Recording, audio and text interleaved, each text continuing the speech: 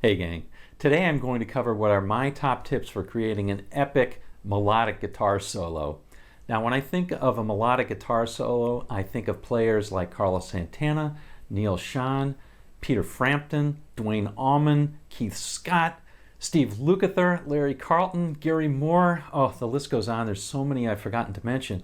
But what are all those players doing that the rest of us are not doing? That's what I'm going to cover today. Now make sure you stay to the end of the video where I'll show you how to apply all the tips I'm going to give. Before I get to the lesson today, I wanted to tell you that I'm launching a member site on March 9th where I'll be teaching tunes, theory, technique, tone, and lots more. Lots of stuff that I don't cover on the YouTube channel. So if you like my YouTube channel, you're going to love the member site. And I'm doing some special promotional pricing and guitar giveaways in which this is one of the guitars, should you be the lucky winner, that you could choose from. The other guitars that you'll be able to choose from are linked as well in the description of the video. So if you're interested in the membership site, make sure you click the link to be informed about those promotions. And it's going to look like you're getting free tab, which you are, but you'll also be signed up to get the information on the promotions. All right, melodic soloing, what is it? Let's start out with what it's not. What it's not is simply exchanging the pentatonic for a modal scale like the Ionian mode or the major scale or whatever you want to call it. It's much different than that. That's just a scale. It's not going to get you there. And David Gilmour's proof that you can play melodically and use pentatonics or primarily pentatonics. So it's not that. Here's also what it's not.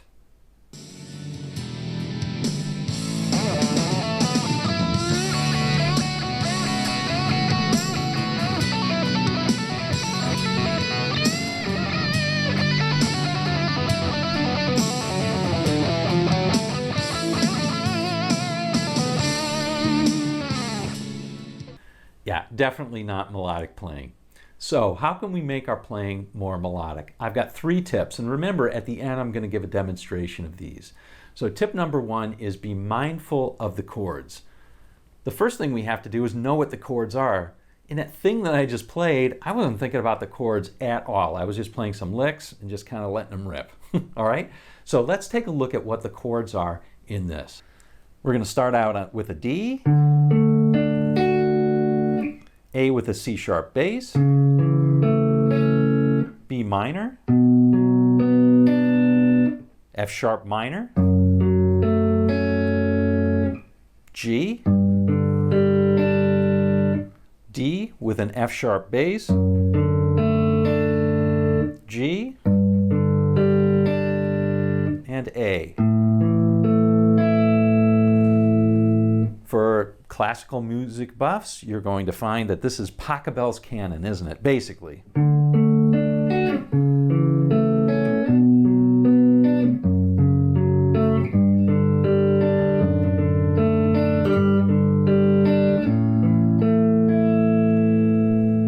It deserves a lot more respect than what we gave it in that thing that I did. Tip number 2 is be conscious of space and time in your play. That just means give your notes room to breathe, and when you're considering the timing of your notes, think about maybe speeding up a little bit in parts and slowing down in other parts, sustaining some notes, holding them a little bit, maybe playing a fast passage or two, but not the whole way through. Above all, you want to really watch for overplaying. You don't want to do what I did in that little opening example. The third tip, and this is probably the hardest one to use, is to create a musical theme in your solo.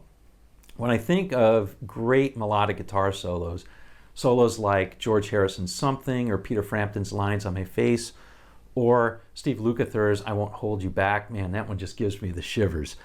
All of those solos had a theme that ran throughout the solo, and it kind of gives it a storytelling effect, almost like you're reading a poem and experiencing the emotions that you would get when you read a poem. So needless to say, this doesn't happen every time, but how do you come up with musical ideas? Well, let me give you a few thoughts on that. Number 1, you could listen to the melody of the song. Maybe the melody that the singer is singing, melody that another instrument is playing. That can be something that you can use as the basis for your melodic theme. Number two, you can kind of lift it from another song.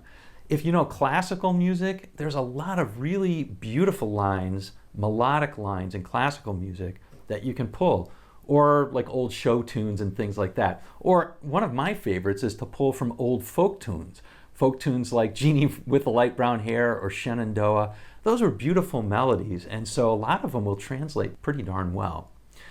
And number three, and you probably really won't like this, you can try humming along as the backing track or whatever the chords are playing. You can try humming along and seeing if your voice, your singing voice, can come up with something that's a hook or a theme. So all of those things are good ideas.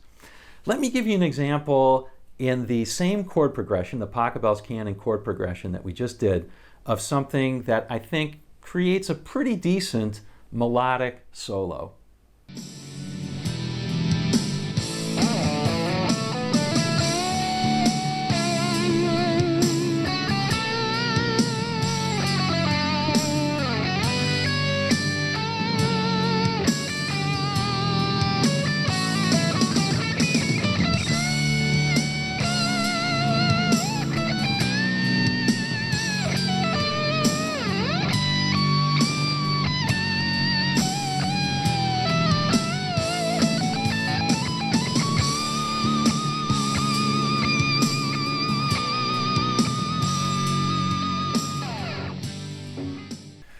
All right, well, I hope you thought that was a little more melodic than that first example. So what were some of the things that I did? First of all, I was definitely much more mindful of the chords and playing chord tones. Second, I definitely put a lot more space and time into it. And one thing I failed to mention is that when you're putting more space and giving your notes a little more time to breathe, when you play a note like this, did you notice I was using a lot of vibrato, sometimes some bends? So articulation becomes much more important when you're playing a melodic solo than it does when you're just ripping out licks really fast. So that's definitely one thing that I put in a lot more space, and you'll notice I varied the time by playing things like this. So I have a really slow note and then a few fast notes. I also did develop a couple of themes in that. The first was this.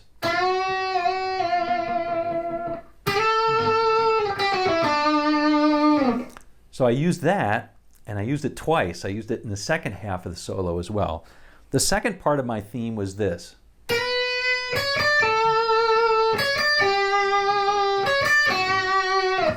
That sort of thing with a descending line that was supposed to be echoing the descending line of the chords, right?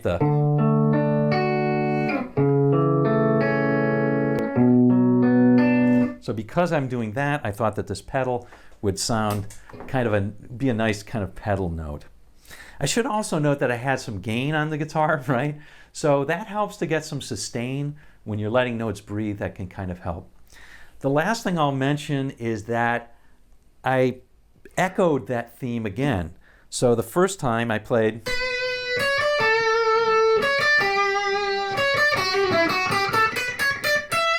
and then I did the same theme again.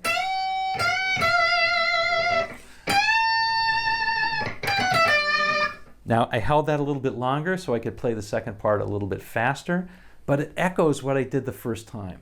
It's almost the same thing. And then of course I ended on a high note. So that's another thing that with a lot of solos, you'll hear them start low and end really high. And that's what I tried to do as well. All right, well, I hope you enjoyed this video. If you did, don't forget to click the like button, subscribe, and click that bell. And don't forget to click the link in the description to get the information about the membership launch and all the promotions. We'll see you on down the road.